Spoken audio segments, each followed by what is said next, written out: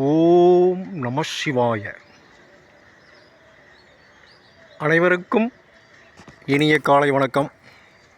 இன்றைக்கி நம்ம கோபுர தரிசன நிகழ்ச்சியில் பார்க்க போகிற கோயில் சின்னப்பம்பட்டியிலிருந்து இளம்பிள்ளை போகிற வழியில் இடங்கணசாலை அப்படிங்கிற ஊர், அதாவது மெயின் ரோட்லேருந்து ஒரு 2 ஃபர்லாங் இருக்கும், அவ்வளோதான்.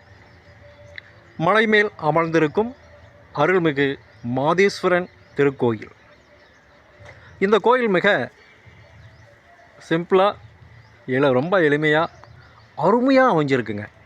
எல்லா இயற்கை காட்சிகள் சூழ்ந்து ரொம்ப அற்புதமாக இங்கே அமர்ந்து அருள் பாலித்து கொண்டிருக்கிறார் அருள் தரும் மாதேஸ்வரன் திருக்கோயில் இடங்கணசாலை.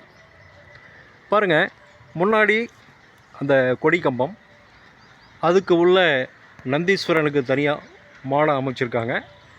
அதுக்கு அந்த பக்கம் அந்த காலத்தில் கட்டின கோயில் தாங்க, பழைய கோயில் தான். அம்மையப்பர் மேலே உள்ள ஈசன், அந்த பக்கம் குபேர மூலையில் விநாயகப் பெருமான் இருக்கார். இந்த பக்கம் வாயு மூலையில் முருகப்பெருமான் தனியாக தான் இருக்கிறார். ஈசான் மூலையில் நவகிரக சன்னதி. இந்த விநாயகப் பெருமான், முருகப்பெருமான், நவகிரக சன்னதி எல்லாமே வெயிலும் மழையிலும் நனைஞ்சிக்கிட்டு தான் இருக்குது. நம்ம மாதிரி பக்தர்கள் மனசு வச்சோம் அப்படின்னா இந்த மாதிரி இருக்கிற இந்த வெயிலையும் மழையிலையும் நனைகிற இந்த இடங்களுக்கு ஒரு நல்ல தீர்வு கிடைக்கும். அமாவாசை, பௌர்ணமி, தேய்பிறை, அஷ்டமி, பிரதோஷம், இந்த மாதிரி நாட்களில் மிக சிறப்பாக விசேஷம்லாம் செய்கிறாங்களாட்டிருக்கு. அருள் தரும் மாதேஸ்வரன் திருக்கோயில் இடங்கணசாலை. பாருங்கள், அப்படியே இந்த கோயிலிருந்து அப்படியே பார்த்தீங்கன்னா தாரமங்கலம் அப்படியே தெரியும்.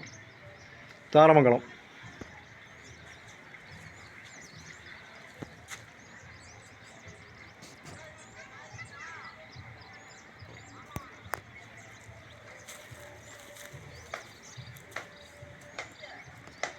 கேஆர் தோப்பூர், தாரமங்கலம். இந்த பக்கம் அப்படியே வந்தீங்க அப்படின்னா இரும்பாலை,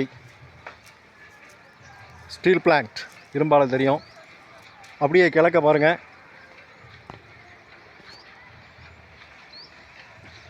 அருள்மிகு சித்தேஸ்வரன் வீட்டிற்கும் சித்தர் கோயில் இடங்கணசாலை. இந்த ஊர் தூரமாக தெரிகிறது இளம்பிள்ளை.